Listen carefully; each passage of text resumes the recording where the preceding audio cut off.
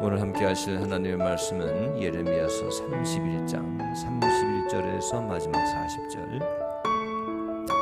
예레미야서 31장 31절에서 마지막 40절까지 말씀드리겠습니다. 저리 한 절씩 교독합니다. 여호와의 말씀이니라. 보라, 날이 이르리니 내가 이스라엘 집과 유다 집에 새 언약을 맺으리라.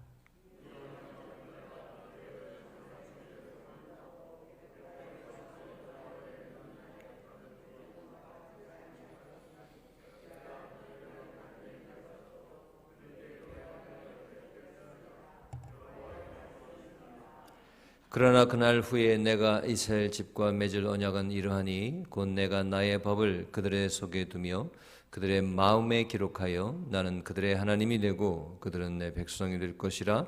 여호와의 말씀이니라.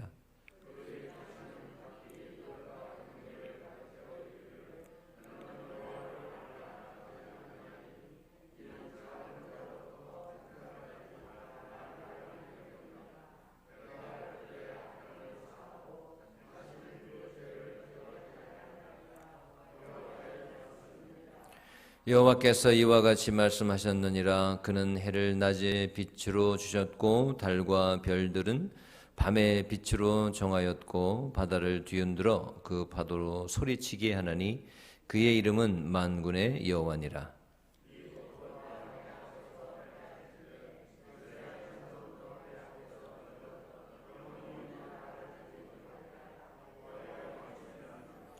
여호와께서 이와 같이 말씀하시니라. 위에 있는 하늘을 측량할 수 있으며 밑에 있는 땅의 기초를 탐지할 수 있다면 내가 이스라엘 자손이 행한 모든 일로 말미암아 그들을 다 버리리라. 여호와의 말씀이니라.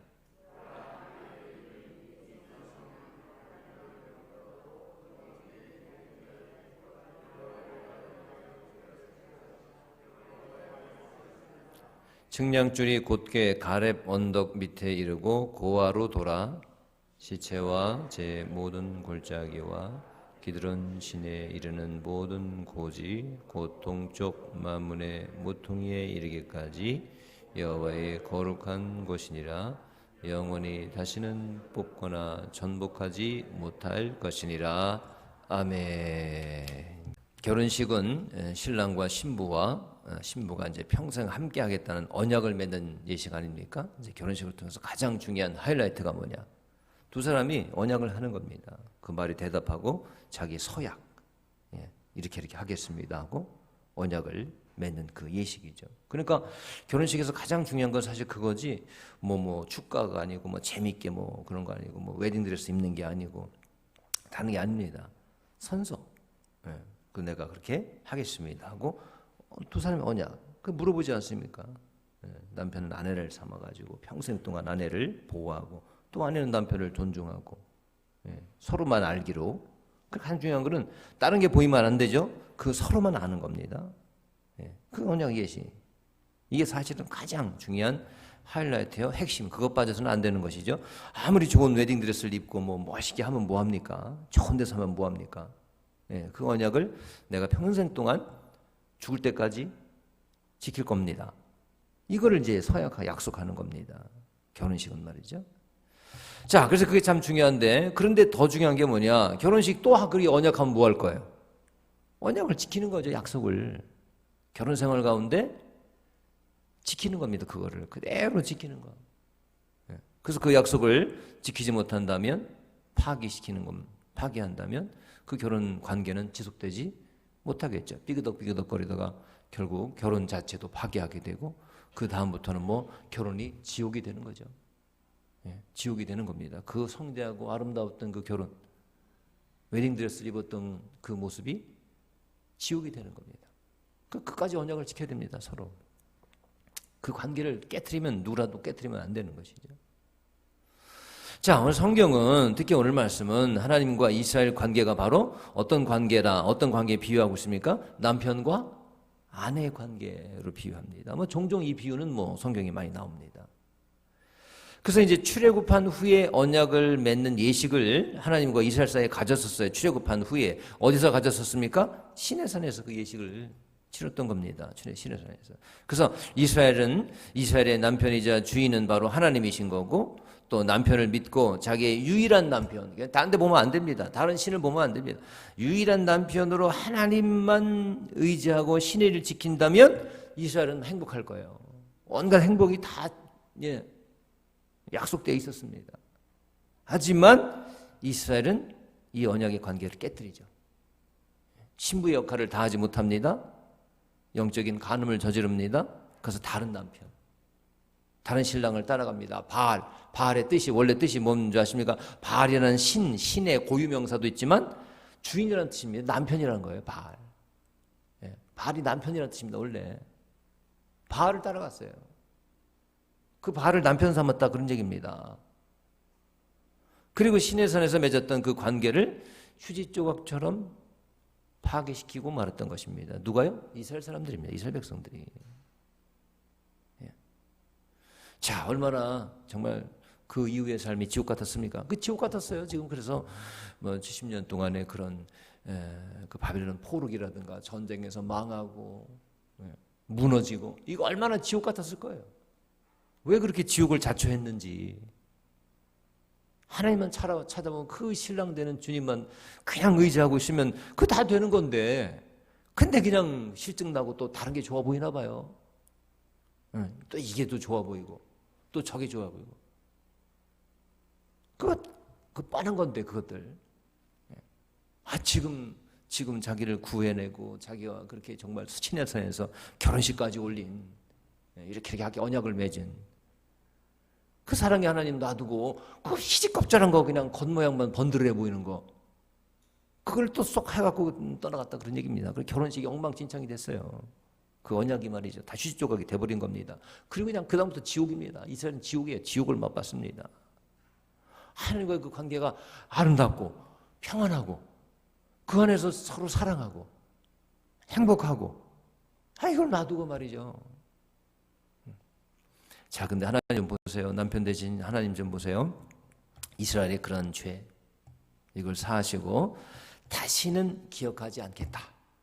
다시는 기억하지 않겠다고 작정하시고 데려오십니다. 그 언약을 다시 맺습니다. 결혼 예식을 다시 맺어요. 그래가지고 언약을 다시 맺으시는 겁니다. 그런데 그 새 언약은, 이번에 맺을 새 언약은 옛 언약과 같지 않습니다. 옛 언약은 어디에 새겨졌습니까? 33절이죠. 돌에 새겨졌지만 이 새 언약은 어디에 새겨진대요? 마음의 비석입니다. 즉 신비라고도 다른 성경에 기록되어 있죠. 신비, 마음의 비석, 돌 비석이 아니라 마음의 비석에 기록하시겠다는 겁니다. 그 옛 언약은 돌 비석에 새겨진 건 뭡니까? 죽은 돌에 새겨져 있으니까 이게 오래 가긴 갈 거예요. 돌이 새긴 이유는 오래 기억되라고. 보이잖아요. 돌에 새긴 거 보입니다. 그러니까 사람들이 보이는 것, 원래는 그 의미가 아닌데 거기 새겨진 율법을 보란 듯이, 야, 나 여기 있지? 지키는 행위에 초점을 맞췄다, 그런 얘기입니다. 내가 지키고 있느냐 안 지키고 있느냐, 거기 나와 있는 기록한 거. 그 기록한 이유는 뭡니까? 언약이잖아요. 하나님을 정말 사랑하라, 그겁니다. 그래서 사랑하기 위해서는 이러이러한 것들을 하면 좋겠다. 그랬는데 이 사랑은 빼놓고 이것만 지켰냐 안 지켰냐 그것만 보고 있는 겁니다. 율법에 돌에 새겨진 그거 새겨져 있으니까 보란 듯이 나 지킨다. 이것만, 행위만 초점을 맞추는 거예요. 진심으로 하나님을 사랑하기 때문에 그것을 하는 것이 아니라.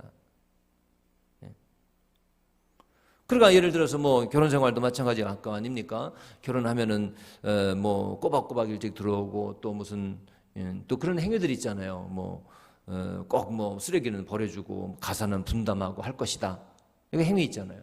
이거 행위를 할 수 있는 이유가 뭡니까? 사랑하면 다 되는 거 아닙니까? 사랑하기 때문에 그 행위를 하는 거 아니에요. 그래서 예를 들어서 부부가 이런 결혼 생활하면서 할 행위들을 적었다고 칩시다. 남편 이렇게 하고 아내는 남편을 꼭 아침 꼭 밥을 먹일 것이며 따뜻한 밥을, 예를 들어서 이런 것들, 가사는 절대적으로 50대 50으로 분담할 것이며, 이거 왜 하는 겁니까? 사랑하니까 결혼 관계 유지하기 위해서는 하는 거죠. 그래서 이스라엘 사람들은 뭐냐? 나 이거 했지? 사랑하는 마음이 없어요. 사랑은 남편이기 때문에 해주는 것이 아니라 해낸다고 서약했기 때문에, 사인했기 때문에 한다, 그런 얘기예요. 그래서 나 쓰레기 잘 버려줬잖아. 나 가사 분담 했잖아. 사랑하지 않으면 사랑은 온데간데 없어요. 예를 들면 이렇게 할 수 있지 않습니까? 행위. 이스라엘 사람들이 그걸 한 거예요.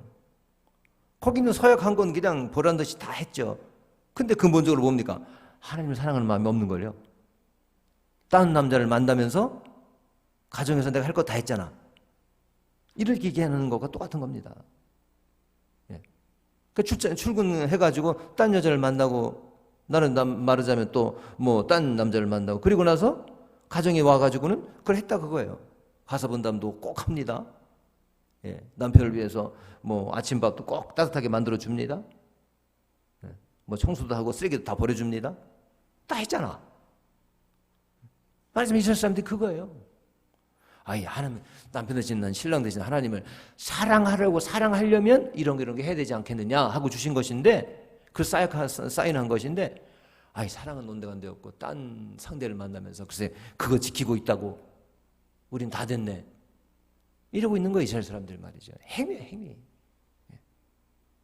자 하지만 새 언약은 어디에 마음에 그 겉으로 해봐야 소용없다.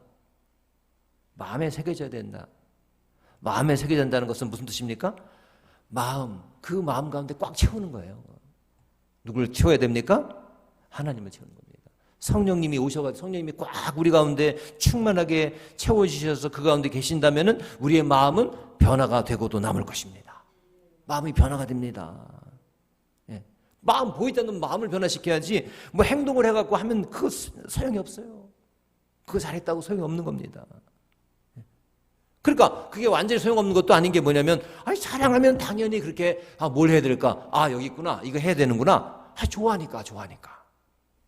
오직 그 사람만이 내 눈에 보이고 내가 그 신실한 그 약속한 것들을 지키려고 하다 보니까 이것도 해야 되겠구나. 이렇게 돼야 되는데 그 대상은 온데간데 없고 다른 대상을 만나면서 이거 지켰다. 이렇게 된다면 이게 지키는 게 아무 소용이 없는 거죠. 뭐 돌비석에 새겨놓으면 뭐합니까? 진짜 중요한 것은 뭐냐? 마음에 새겨야 된다. 마음에. 마음에 그분이 계셔야 된다.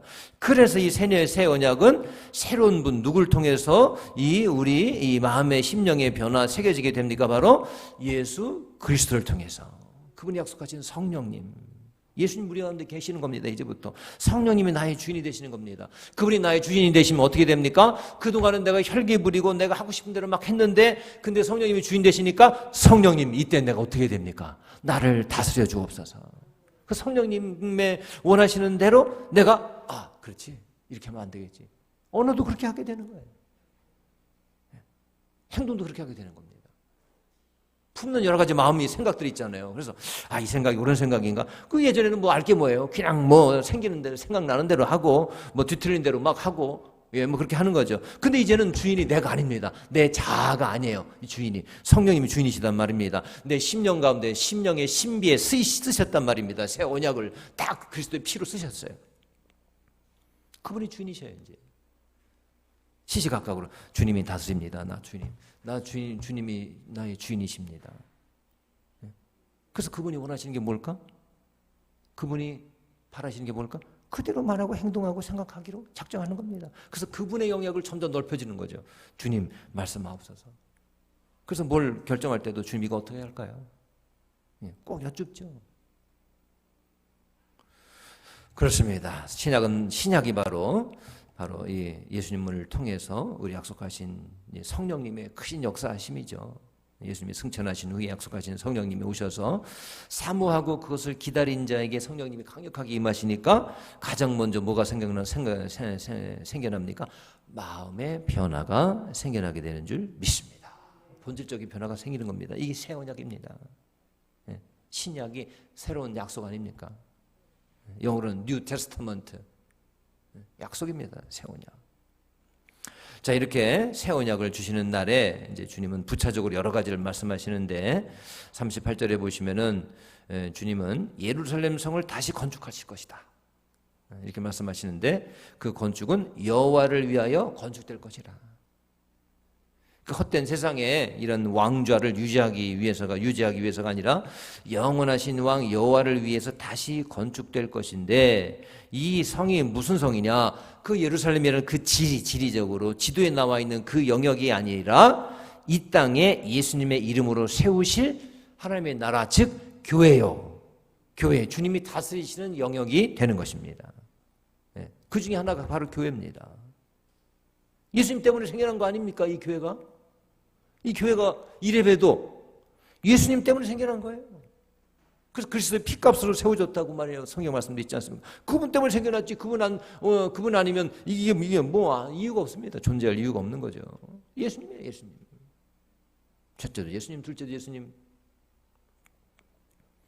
그 새 언약의 말씀, 곧 신약 위에 신약 다음 신약이 약속이 오신 다음 예수 그리스도 약속이신 예수님 다음에 그분을 통해서 세워진 하나님을 위한 공동체, 그게 바로 하나님의 나라인데 그 하나님의 나라는 뭐죠? 그게 어떤 영역 개념이 아니라 주님이 다스리시는 그곳입니다.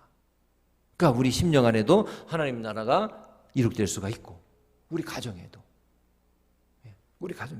우리 살아가는 영역에 하나님이 다스리시는 그 영역, 하나님께서 주인 되시면 그게 하나님 나라라는 겁니다. 천국도, 죽어서 가는 천국도 하나님의 나라지만. 그래서 그 성을 건축하기 위해서 오늘 말씀 보시면은 이제 측량줄을 내리는데 그 하나님의 나라 영역을 이제 건축하기 위해서 측량줄을 내리시는데 이 측량줄이라는 게 뭡니까? 벽을 곧게 쌓아 올리기 위해서 반드시 내려야 되는 그 축입니다. 우리 건축 현장에도 가면은 그 끝에 이 벽 끝에 이 줄이 있어요. 이렇게 화장실 벽 쌓는데 그 줄이 이렇게 내려져 있더라고요. 그리고 엘리베이터가 지금 설치가 지금 되고 있거든요. 엘리베이터 그 칸이 들어가 있거든요. 그래서 거기 보면 이렇게 보면은 들여다 보면은 이 줄이 이렇게 있습니다. 이게 수직. 이거 틀어지면 안 되는 거죠. 거기에 맞춰서 벽돌을 써야 되는 겁니다. 이렇게 그렇게 하고 있죠. 이 측량줄이라는 것은 뭐냐? 가장 기본입니다. 건축에. 이거 틀어지면 뭐 다른 거 다 화려하면 뭐 합니까? 이게 틀어졌는데 이게 삐뚤비뚤한데 가장 기본이고 온전한 건축이 되기 위한 상징이죠. 그래서 성경에 이제 다림줄, 뭐 측량줄 쭉 많이 나오는데 이게 온전한 건축이 되기 위한 그런 기본이요. 이게 건축의 상징되는 행위입니다. 자, 그런데 여호와를 위한 이 건축, 하나님의 나라가 세워지는데 이 어디냐? 예루살렘 지역 거기에만 화려하고 제일 높은 곳 거기에만 이루어지는 게 아닙니다. 이제는 거기에 세워지는 것이 아니라 39절 말씀 보니까 39절 쭉 보시면 39, 40 보시면 가렙 언덕 밑에 이르고 고아로 돌아. 고아는 지명입니다. 그리고 시체와 재의 모든 골짜기와 기드론 시내에 이르는 모든 고지. 왜 이런 데까지 합니까? 시체와 재의 골짜기. 기드론 시내. 이 기드론 시내는 이게 좋은 곳이 아닙니다. 옛날에. 거기에 죽은 사람 태우기도 하고 막 그랬던 그 기드론 시내가 바로 그런 곳입니다. 그리고 여기가 이게 버려진, 웬만하면 거기 안 가는 지역입니다. 곧 동쪽 마문의 모퉁이에 이르기까지의 측량줄이 그런데 다 들여진다는 거, 거기에 세워진다는 겁니다. 그 지리적인 그 예루살렘이 높거든요. 거기만 아닙니다. 우리 하나님의 영역은 어디예요? 시체와 재의 골짜기. 골짜기는 어둡습니다. 음침합니다. 그렇게 파인 곳이에요. 기드론 시내, 기드론 골짜기. 이런 곳이 다 죄된 어떤 땅입니까? 버려진 땅, 망가진 곳, 상한 곳, 냄새나는 곳, 웬만하면 안 지나갈 곳, 멀리하고 싶은 곳, 멀쩡한 곳이 아닙니다. 그 하나님의 영역은 멀쩡한 곳, 멀쑥한 곳에 세워지는 것이 아니라 이렇게 어둡고 보잘것없는 그런 영역에 세워진다는 것입니다. 그런데 다림줄이 내려진대요. 굳이 거기에 세우시겠대요. 새 언약을 통한 하나님을 위한, 여호와 하나님을 위한 그 건축물은 말이죠. 하나님의 영역, 하나님의 도성은. 그런데 이게 뭡니까 도대체? 상한 곳, 버려진 곳, 망가진 곳. 시체와 재는 태우고 남는 거 아니에요. 뭘 태우고. 시체와 재의 골짜기. 그런데 다림줄이 내려진다는 겁니다. 거기에 세우시려고. 자, 무슨 의미입니까? 하나님의 나라는 바로 상한 심령, 연약하고 보잘것없는 심령 가운데 더 강력하게 임하기를 하나님께서 원하시는 줄 믿습니다. 상한 심령, 그런데 상한 심령이에요. 그 상한 심령은 참 이게 찬스예요, 기회예요. 정말 기쁜 겁니다. 상한 심령을 소유하고 있다면 이게 감사할 일이에요. 그런데 더 찾아가신다는 거예요. 연약하고 보잘것없는, 너는 이렇게 보잘것없고 나는 이렇게 약할까? 그 하나님을 부르면 그런데 더 여러분 온전하고 보기 좋고 웬만한 그런 데는 별로예요. 그 재미없습니다. 그런 데는. 왜? 부르지 않거든요. 하나님은 그렇게 찾지 않아요. 왜? 자기 혼자도 뭐 멀쑥하게 할 수 있다 그겁니다. 그게 자기가 상한 걸 알아요. 연약한 걸 알아요. 보잘것없는 걸 알아요. 누구를 의지합니까? 나를 의지하는 것이 아니라 더 하나님을 찾습니다. 그럴 때 성령님이 그 가운데 강력하게 오셔서 새로운 언약 가운데 그곳에 바로 하나님의 거하시는 영역, 하나님이 다스리시는 통치하는 영역이 건설되게 되는 것입니다. 하나님이 주인 되시는 겁니다. 이게 바로 기쁜 소식 아니겠습니까? 이게 복음이죠. 들어오기만 하면. 프로야구의 김성근 감독이라고 있습니다. 이 사람은 야신이라고 별명이 붙었는데 야신, 야구의 신이다. 이런 별명답게 프로야구 구단의 6개 팀의 감독을 역임했습니다. 6개 팀. 그래서 한국 시리즈 거기에서 3번이나 우승을 했대요. 우승. 아주 뛰어난 감독이죠. 하지만 동시에 어떤 그 기록도 있느냐? 감독직에서 13번이나 쫓겨난 경험이 있다. 그러니까 쫓겨나 보니까 이렇게 또 멋지게 됐는지도 모르겠어요. 이 쫓겨나 본 경험이 없으면 또 이렇게 성공할 수도 없는지도 모르죠. 13번이나 쫓겨난 경험이 있다는 거예요.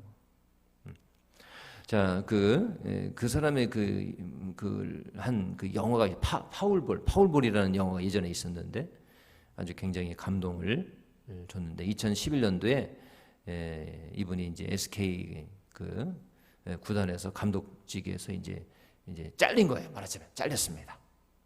그래서 어딜 가느냐? 고양시 원더스. 지금은 이제 그 팀이 이제 여러 가지 이유로 해서 이제 없어졌지만 그 당시 고양시 원더스라는 그런 신생 팀인데 거기 감독으로 간 거예요. SK 거기서 쫓겨나 가지고 그걸로 간 겁니다. 근데 거기는 뭐냐면 그냥 프로 구단에 입단하지 못한 선수 있잖아요. 여러분 중학교 고등학교 때 야구를 합니다. 대학교 때도 하는데 이게 프로 간다는 게 이게 거기서 뽑혀갖고 가는 거지 다 가는 건 아니잖아요. 그 수많은 그 선수들이 있는데 못 간 선수도 있어요. 왜? 실력이 안 되니까. 그 삼류죠, 삼류. 그렇다고 뭐 어려서부터 한 게 야구인데 또 야구를 안 할 수는 없고 뭐 배운 게 있어야지. 뭐 공부를 한 것도 없잖아요. 그 야구밖에 못 하는 거예요. 그렇다고 프로 갈 만한 그런 실력도 안 되고. 그 삼류죠, 삼류. 삼류들이 이제 모여가지고 이게 만든 게 이제 고양 원더스라는 그런 팀이 있었대요. 프로 구단에서 이제 뽑히지도 못하니까. 근데 거기로 간 겁니다. 이 감독이. 그래서 그 삼류들이 모인 그곳으로 갔으니까 이 감독으로서의 체면이 이게 말이 아니죠. 그러니까 거기 있는 사람들은 다 이게 뭐 어떤 사람들일까요? 아유, 나는 안 돼.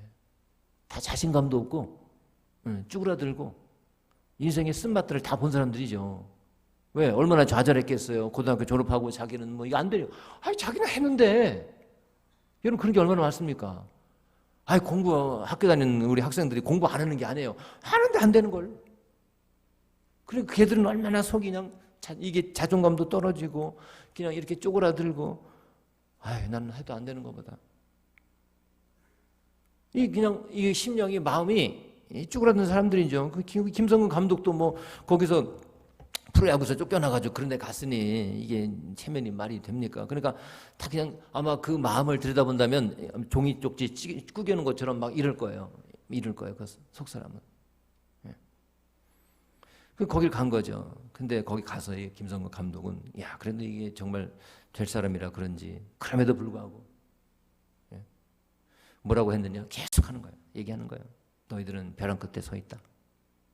뒤가 없다. 떨어지면 죽는다. 떨어지면 죽어. 이놈들아 여기서 떨어지면 니들 다 죽어. 야구만 간다는 게 아니라 인생도 죽을 생각을 각오를 해라. 왜 자기도 지금 그런 신사를 그건 얘기죠. 여기서 그대로 머물러 있으면 죽어. 그들의 정말 그 소망을 주고 어떻게 일어서야 되는지 일어서기 위해서 자꾸 그 마음을 터치하는 거예요. 마음을 터치하는 거예요. 그래서 이 사람 김성근 감독이 이 야구 인생의 벼랑 끝에 선 사람들이죠. 말하자면 다시 야구를 하면서 그 중에서 막 훈련시키고 또 계속 그들의 마음을 만지고 그래서 거기서 그 가운데 여러분 이런 경우는 보통 뭐 하다가 이제 인생이 뭐가 참 이러면 말이죠. 보통 꺾어집니다. 다시 일어나지 못해요. 거의. 난 이렇구나. 특히 이제 하나만 아는 사람들 있잖아요. 하나만 알고 살았던 사람들 이게 꺾어지면 이게 다시 재생을 못합니다. 거기서 이걸 이렇게 세운다는 것은 거의 불가능에 가깝죠. 거의. 아무리 뭐 훈련한다고 훈련해 보십시오. 꺾어졌는데. 그 여기서 거기 가가지고 이 감독이 30명, 30명이 넘는 사람들을 바로 프로 야구단에 입단을 시켰다는 겁니다. 거기 이렇게 세운 거죠. 이렇게 세운 거예요. 거기서. 자, 이 영화를 보면서 많은 사람들이 감동을 받고 공감을 했는데, 자, 오합지졸 해도 안 되기 때문에 거기까지 온 사람들, 나는 안 돼 라고 이미 꽉 차 있는 그런 사람들을 다시 세웠다. 꿈을 주고 말이죠. 이 사실에 이제 감동을 받게 됩니다. 자, 그런 실화를 보면은 가능성이라는 게 있긴 있구나. 생각해 보게 됩니다. 누구를 만나느냐 중요하죠. 어떤 인도자를 만났느냐. 누굴 만나느냐입니다. 결국은. 이 감독을 만나지 못했더라면 뭐 그 사람들 다 지리지리 그러면서 그냥 자책하고 그 살았겠죠. 절망하고 맨날 그냥 마시기만 하고 이 세상 못 같은 세상 해도 안 돼. 꼬부라진 채로 한번 살았을 겁니다. 거의 그렇죠. 뭐 거의 그래요. 그렇게 되면은 절망했던 사람, 가망성 없던 사람 그렇게 건전해지지 않습니까? 누굴 만나냐에 따라서. 마찬가지죠. 우리 인생도 마찬가지입니다. 완전 절망, 완전 포기, 더 이상 내려갈 곳이 없는 그 바닥을 친 인생, 특별히 그런 인생들이 우리 주님을 붙잡을 때에 예수님께서 그런 인생의 인도자가 되셔서 완전히 다시 일어서게도 하실 수 있다는 것입니다. 바로 그걸 말씀드리려고 그 케이스가 있다 그겁니다. 바로 야구, 인생 실제에도 그럴지인데 우리 예수님은 정말 우리 꼬부라진 인생, 꺾어진 인생 이 하도 안 되는구나. 절망이다. 그런 인생을 특별히 더 좋아하신다는 거니까요. 거기다 측량줄을 내리시는 겁니다. 그래서 세우신대요. 그런 인생 가운데 세우신다는 얘기입니다. 우리 성령님이 오시면 말이죠. 그 영역이 거기에 세워져 가지고 완전히 뒤집어진다는 거예요. 삶이 바뀝니다. 다시 일어납니다. 절망 속에서 일어난다는 거예요. 사람들은 말이죠. 꺾어지면 그겁니다. 그대로 갑니다. 그대로 끝까지 갑니다. 그러나 그런 심령 예수 그리스도를 통해서 새로운 언약 가운데 일어서게 하신다는 것입니다. 하나님의 나라를 세우신대요. 여호와를 위해서. 버려진 인생. 오늘 본문의 시체와 제2의 골짜기와 같은 그런 인생. 바로 우리 인생을 뜻하는 겁니다. 거기 그거 찾아봐. 어디가 있습니까? 거기가 뭡니까? 우리 인생이에요. 우리 인생. 아무리 꺾어진 관계, 절망적인 그런 상황에 처했다 할지라도 우리 주님께서 오시기만 하면, 우리가 받아들이기만 하면 성령님께서 그곳에 계시기를 원하신다는 것입니다. 세우십니다. 그걸 귀하게 쓰시는 줄 믿습니다. 우리 인생에 바로 새 예루살렘을 세워야 합니다. 그 복음의 능력, 세우시는 능력을 우리가 다 힘입어야 될 줄 믿습니다. 우리의 연약한 육신에도, 우리 연약한 심령에도, 우리 가정 말이죠. 우리 가정 든든히 세워지는 놀라운 은혜가 있기를 주님의 이름으로 축원합니다. 그래서 우리 주님만이 온전히 주인 되신, 그분만 따르는 우리 가정의 주인은 예수님이셔.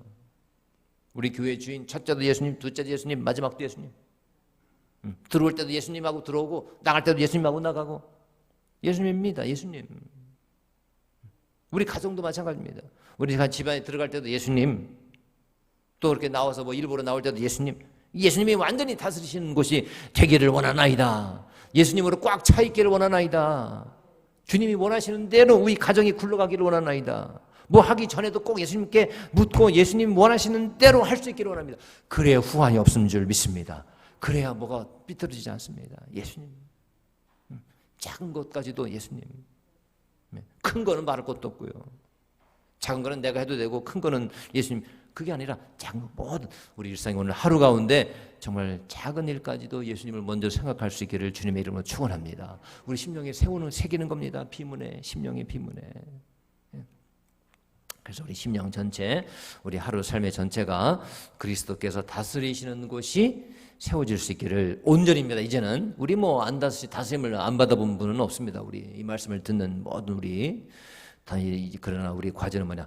더 넓혀지는, 영역이 넓혀지고 우리 심령 전체, 생각, 행동, 마음 전체가 우리 성령님으로 가득 채워질 수 있는 저와 여러분 우리 모두가 될 수 있기를 주님의 이름으로 축원합니다. 주님의 이름으로 축복합니다. 기도하겠습니다.